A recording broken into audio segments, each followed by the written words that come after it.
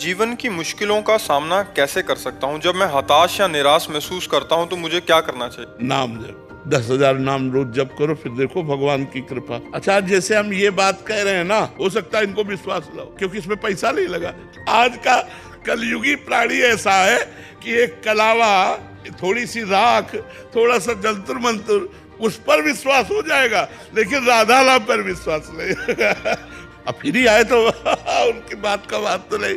अगर बात का महत्व हो जाए तो हम भाई कह रहे 10,000 नाम रोज जप करो, और आप देखना आगे चल करके। और जो आपको सुनते हैं सोशल मीडिया के माध्यम से, यहाँ आ नहीं सकते, वो भी इस नियम को पालन कर सकते हैं? बिल्कुल बिल्कुल बिल्कुल बिल्कुल क्योंकि पक्का। अगर करेंगे तो मर्जी उनका भी तो लाभ ही हाँ है। बिल्कुल पक्का लाभ